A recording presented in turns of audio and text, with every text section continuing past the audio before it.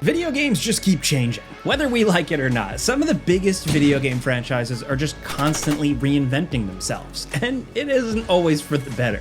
We're gonna take a look at some old game series that are wildly different from where they first started. Starting off with number 10, Pac-Man. Yes, the most unexpected change in a long-running video game series has gotta be Pac-Man. I mean, you know him, even if you've never played it. He's the yellow circle that eats the smaller circles. If you've ever been to a retro arcade or looked at video game anything, really, you'll see Pac-Man iconography somewhere, dude. It's on the Mount Rushmore of video games. One of the pillars that created the industry as we know it today. And it's about to change in a way nobody really could have predicted here. It started with this really weird, violent segment in Secret Level. This is an Amazon-produced CGI collection of shorts based on video games. And one of the big ones was this one, a weird reimagining of Pac-Man, with the little iconic pizza slice guy following a robed, mysterious alien figure. The tiny Pac-Man spurs the main guy on, eventually helping him transform into this terrifying, eating shadow version of himself. And this isn't just a weird reimagining, it's essentially a trailer for a very real video game that exists. Now, at the time of this video, Shadow Labyrinth hasn't been released, but there is this trailer you can see here, so we know this isn't a prank from the publisher Bandai Namco here. Pac-Man has been a weird adventure game, it's been a cartoon show on American TV, and now I guess he's a violent Dark Souls Metroidvania sci-fi thing. We don't know why this new take on Pac-Man exists, but we got it now, so who knows, maybe it'll actually be good, I don't know. Next, over at number 9, one of my favorite transformations is Red Dead Revolver. The original Red Dead Revolver barely made a splash when it hit store shelves back in 2004. While we loved the forgotten first game in the Red Dead series, we never imagined it would become this big tentpole franchise for one of the biggest publishers in video game history, or that a sequel would reportedly cost $400–500 million to develop. That's an insane figure, but look, let's start back at the beginning. Red Dead Revolver was a very pulpy, over-the-top, simple Western shooter where you played a range of different Old West stereotypes, with the Red Dead special ability giving your gunman an edge over bad guys and all of these assorted thugs and stuff. It was over-the-top, it was corny, it was cartoony in that kind of old Grand Theft Auto, San Andreas, Vice City type of way, but it really embraced all the Western movie tropes with the gunfighting action, the cheesy gunshot sound effects.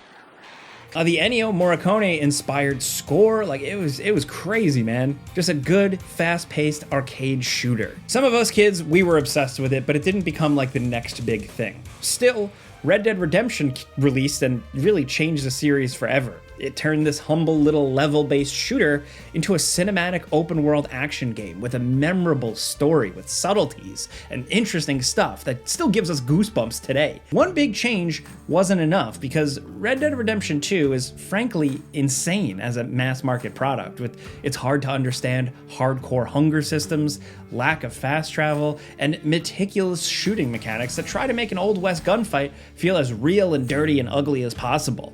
What was once a totally straightforward arcade shooter, like I said, has become a cowboy simulation game, really slowing down the pace, taking you through a long journey that goes beyond just Western tropes and stereotypes. Look, Red Dead Redemption and the GTA series both have changed wildly, but Red Dead feels like a series out of time. The single-player campaign for Red Dead Redemption 2 might as well be the polar opposite of the original Red Dead Revolver, which was actually something that was originally being developed by Capcom until Rockstar scooped it up. Fun fact.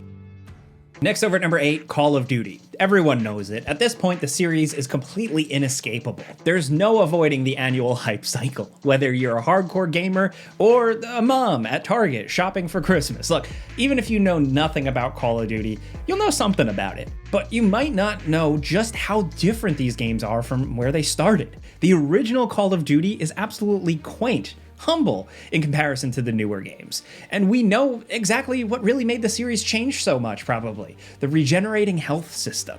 There was a time when regenerating health was a revolutionary gameplay mechanic. Call of Duty 2 got rid of the health packs and numbers, forcing your soldier to just take cover and wait until your damage automatically healed. That changed the pacing, making the games all about movement and positioning and giving the game a real propulsive forward momentum, really good energy. You could sprint through a level and not worry about making little mistakes. Like, instead of slowly creeping through levels and leaning around corners and praying and just taking out enemies, you're dropping smoke and charging enemy barricades. And the series has changed in big ways a dozen more times, really. Call of Duty 4 Modern Warfare reinvented the campaigns, making them way more cinematic and setting a really high standard that every other game in the series is still chasing.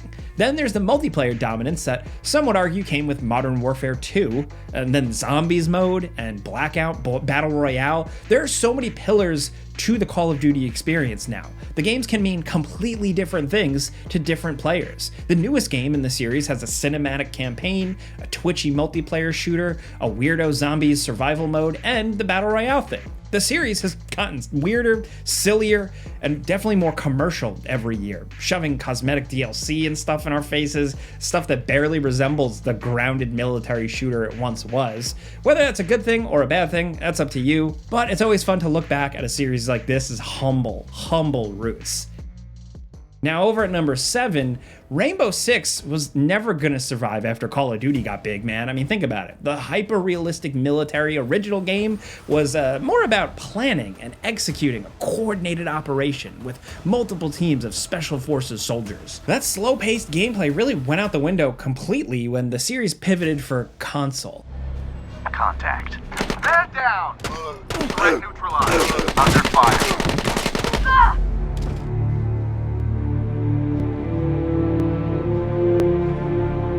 But still, even Rainbow Six Vegas tried to match that gritty, more quick-to-death atmosphere of the original game, even if the planning phase was removed completely. No, the biggest change to the series definitely came with Rainbow Six Siege, obviously. Siege is this faster-paced multiplayer shooter that tried to add more colorful character to the extremely dry but cool original Rainbow Six series. In our opinion, though, it kind of misses the point. It feels totally different. But Rainbow Six had already jumped the shark with, the soap opera antics at the end of Rainbow Six Vegas 2, so any big changes were welcome. The series needed a refresh. Siege is less a tightly realistic military shooter like the first games in the series, and more like a shooter with, vague gestures toward the military theme. Accuracy is still very important, and I do appreciate that, but Siege does different things. It adds named hero characters and friendly, goofy rivalries between anti-terrorist and terrorist organizations, making this feel a bit more like Counter-Strike now at this point. But still, despite all that, Siege, at the end of the day, is a great multiplayer shooter. The real weirdness is what came after this. This is only a part of it. Rainbow Six Extraction is the undeniable moment the series really changed beyond any recognition. Instead of military-themed soldiers versus terrorists, it became an alien invasion game about stealthing through these infested areas and fighting weird crystallized zombies. The weirdest spin-off to the series is based on this limited time event from Siege, but making a full game out of it says a lot about Ubisoft's priorities. Rainbow Six at this point really feels like it's been dumbed down. I'm not slighting on Siege, like I said, it is good, and the original games weren't high art, but they required patience and precision, and it really felt like a Tom Clancy thing. Yeah, remember the name Tom Clancy? Siege transformed Rainbow Six into a tense shooter that has a strong focus on scouting and breaching, but then Extraction really lost the plot. I don't know what Ubisoft was thinking here. Next at number 6, no one has ever thought about the Driver series in probably a very long time, except for me, man. We gotta ask, can a series that never really had a full solid identity lose it anyway? The Driver series started as a ridiculously hardcore PS1 driving game. It's not a racing game or anything like that. It's about completing different missions in a boxy city map. That kind of open world sensibility might be the only thing that coherently links one game to the next, because this series has gone on a really wild ride. The first Driver locked you in the car. You might as well be the car in the game, because you'll be viewing the world from the car's perspective the whole time. Driving in the first game was pretty intense, and a lot of people gave up on the infamous tutorial. The maneuvers were really difficult to pull off, and some of them seemed impossible. Driver is legendary for its tough difficulty, and we have to imagine that was accidental because all the future games are way easier to play and get into. Driver 2 stepped it up, embracing more of just driving around in the world. You could get out of your car and run around as a janky dude, and then Driver 3 really dragged us out of the car and turned the series into like kind of a C-tier Grand Theft Auto ripoff.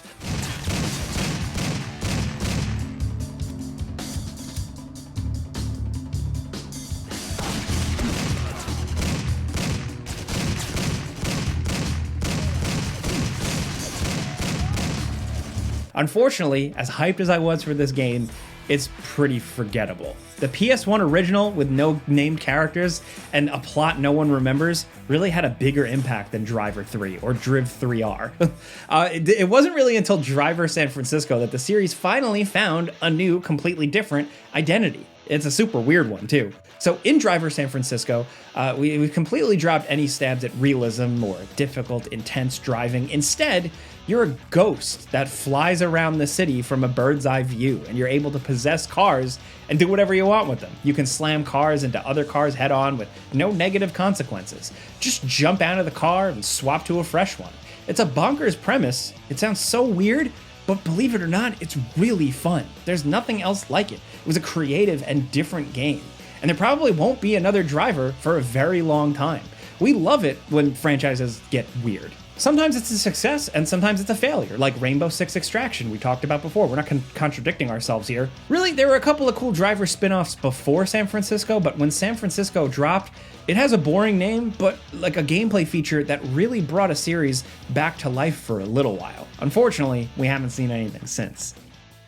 Next, over at number 5, Yakuza. This series has changed quite a bit. It started as like a heightened version of Japanese crime movies with all the sex and violence that implies, but the series couldn't really stay gritty for too long. By Yakuza 3, our main man is running an orphanage and hanging out with little kids. The plots become more convoluted, the crime aspect kind of goes up and down, and the games have only gotten kind of sillier. And there are technically so many games in this series, we couldn't talk about them all even if we wanted to, but the latest 2 releases are definitely the things to point to. The series has officially lost its American name. Yakuza, as it was called in North America, became Like a Dragon, the original, less crime-centric title in Japan, and the games reflect that. Like a Dragon Infinite Wealth is only partially a crime game set in Japan. Most of it is about an evil cult that runs a radioactive island off the coast of Hawaii. You'll fight these giant squids and immortal old men with gun fu, and instead of using the original game's brawler gameplay, it's a full-on JRPG with turn-based mechanics. You have a party, they take turns attacking, you use items to heal, you spend magic points on attacks. It's a total reinvention of the series. Hold up.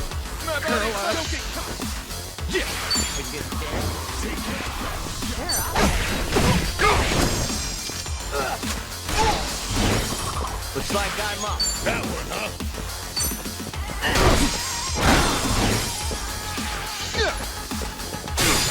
I'm up.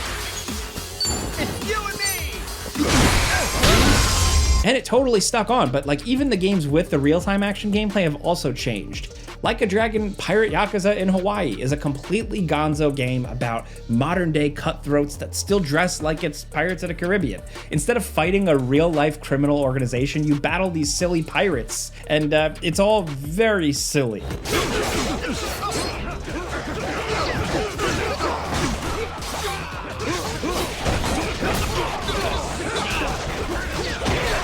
But even if these games are starting to feel different, their commitment to storytelling, charm, levity, melodrama, I don't know, they still always continue to walk this really fine line. No other game series, I think, juggles the chaos, the seriousness, the goofiness like these games. I'm Miss Match, the matchmaker. Branding is everything. Oh, yeah. So, sorry, what's a matchmaking app? Where have you been? You've never tried online? Guess not. Next at number 4, Dragon Age. I feel like it can't decide what it wants to be. We've gone from the pretty gray, bland, washed out visuals of the really incredible first game to the hyper-saturated, over-the-top, maybe kind of cringy level of Dragon Age Veilguard. It feels like these games could never quite decide on a cohesive visual style, totally changing everything up as early as Dragon Age 2 with the rushed out, very different sequel that kind of set a lot of the entire game in this big city. Characters look the same, but different in every game, going for a little cartoonier in Dragon Age 2, then more realistic in Dragon Age Inquisition, and then kind of cartoonier and weird in the Veilguard. These are games that are just in desperate need of an identity, but I think at this point, it's like there's so much length of time between games that, I don't know, it feels like people can't decide. It feels like a stockpile of fantasy cliches. BioWare ditched the Dungeons and Dragons license, but couldn't create an IP with as much sticking power as other attempts like Mass Effect, which when you look at Mass Effect, you always know it's Mass Effect. Weirdly, the only thing holding this series together is lore, which has somehow been pretty consistent throughout the games. Not even visual, story stuff, these games can't really decide on their own gameplay, they're always flip-flopping. So when you're playing a supposedly interconnected epic story, the constantly kind of changing tones and feels and gameplay styles and character designs, it really starts to make our heads spin. It can be argued Dragon Age games individually themselves are often good or great, but as a series, altogether, it's kind of messy. Fight ahead.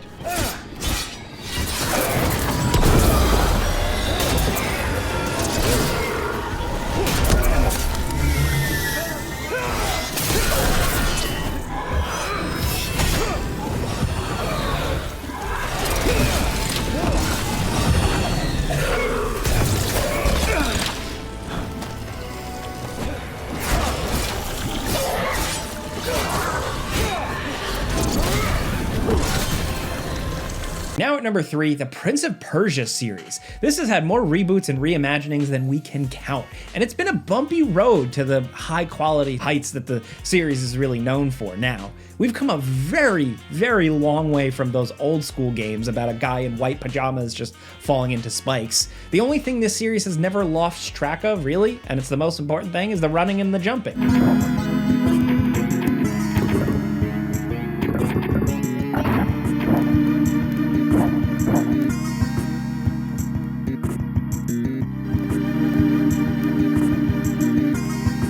But Prince of Persia started as a rotoscoped platformer with these levels that were just filled with instant death traps. The game was a maze, technically, and you had a limited time to reach the end. The only way to win was to just memorize every step of the maze and then blaze through it. If you knew what to do, the game wouldn't technically take that long.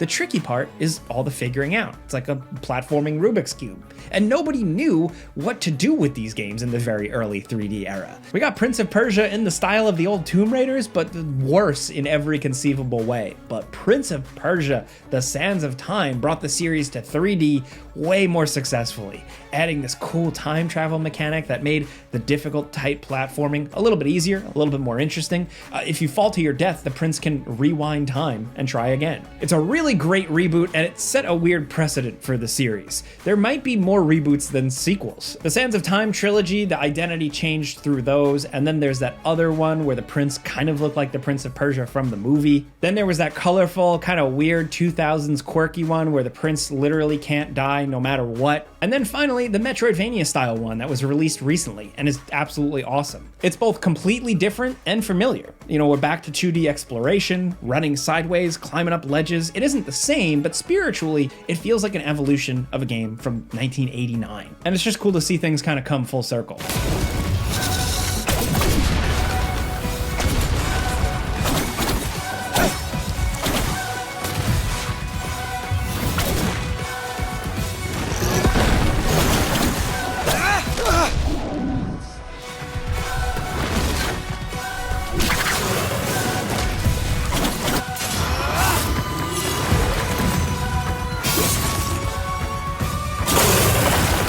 Now at number 2, Fallout. Fallout never changes, except when they become Bethesda RPGs. Fallout is a series with such a strong visual identity. All the changing genres and new versions can't help but still feel quintessentially Fallout. That 1950s retro futurism mixed with cynical wasteland violence just instantly made Fallout feel really special in 1997.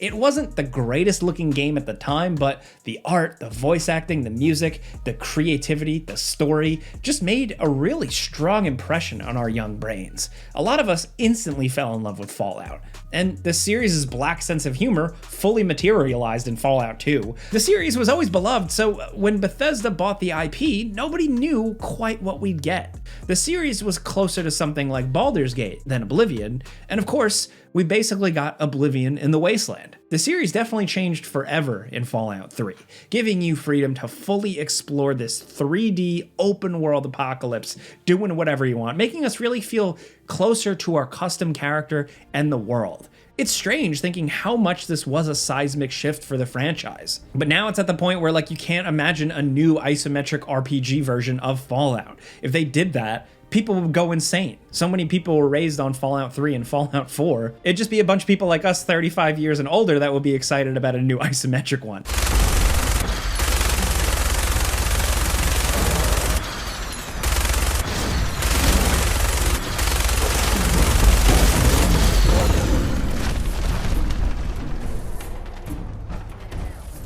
But thanks to games like Fallout New Vegas, the games feel totally different to play, but ridiculously consistent when it comes to the lore. Fallout New Vegas was so successful at storytelling, it seems like most of the plot cues from that Fallout Amazon series kind of come straight from that game one way or the other. It's just really odd to think there was a period of time, a long period of time, where Fallout's future was totally unknown. Before Fallout 3, we had gotten Fallout Tactics, which removed the open world RPG top-down exploration, replacing it with missions and stuff. The gameplay was weirdly similar to the original, with a much larger party to manage, but the role-playing was limited. So if you thought Tactics was a big change, then we also got this terrible top-down action game like Dark Alliance or X-Men Legends. It was called Fallout Brotherhood of Steel, and there's a reason why you probably never heard of it. As much as older and hardcore Fallout fans may not like the direction the series has taken, we can all take a sigh of relief and be glad that we just didn't get more Fallout Brotherhood of Steel.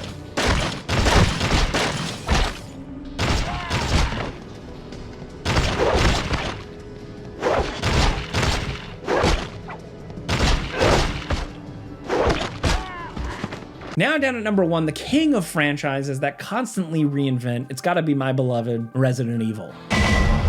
It's gone through multiple distinct phases of reinvention. Capcom drives one gameplay style into the ground before moving on to something different. The original series were slow-paced survival horror games that were as much about shooting zombies as just exploring and solving puzzles. And while the original games might not look that scary to a modern audience, trust us, these games melted our brains when we were kids. What is it?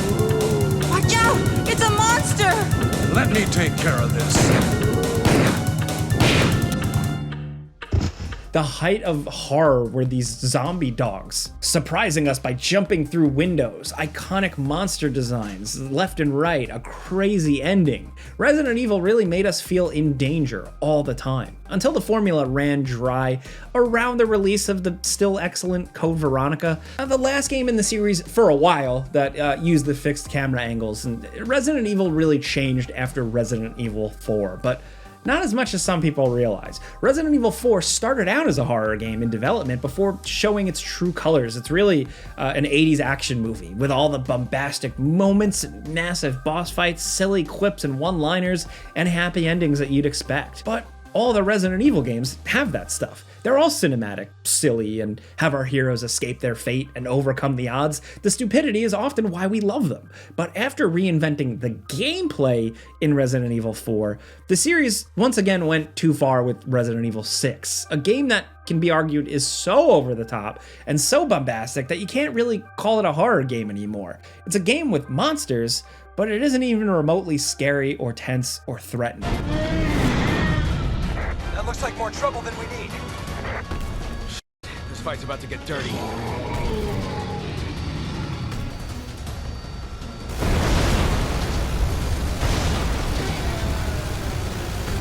Hurry it up here! We're running out of time!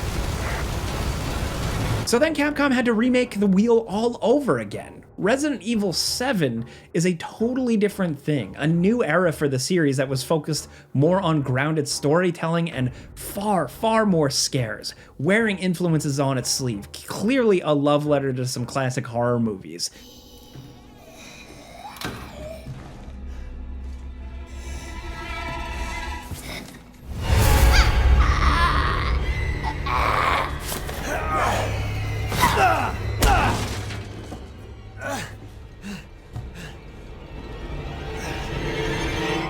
Resident Evil 7 also kind of changed the gameplay, again, putting you in first-person mode and kind of forcing you to explore a home and solve puzzles like the original game. Resident Evil 7 is way more Texas Chainsaw Massacre than Dawn of the Dead, featuring like no technical zombies and a lot of chainsaw fights and weird guys. You know what's done?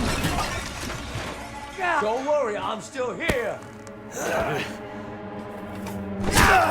Resident Evil 7 gave the somewhat dormant series a very interesting blood transfusion, and even the slew of remakes kind of have some of that Resident Evil 7 DNA on them. These games got leaner, meaner, and they're a heck of a lot faster and more expressive and more fun to play. We're very excited to see what Capcom is cooking up next. Resident Evil 8 or Resident Evil Village was gameplay-wise similar, but still very different from Resident Evil 7. So that leads to the biggest question, what's Resident Evil 9 going to be like? As of right now, we have no idea. But those are 10 games that changed completely over the years. Some of the changes are good, some of them are bad, some of them are kind of up to interpretation. There are so many series of games that just keep changing that we couldn't fit on the list, so if you want to know why Sonic or Mario aren't here, that's why. Let us know which franchise changes are your favorites, and maybe we'll do another list. But if you like this video and you like talking games with us every single day, clicking a like button's all you gotta do. It really helps us out. And if you're new, consider subscribing, maybe hitting that notification bell, because we put out videos every single day. But as always, thanks for watching, and we'll see you guys next time.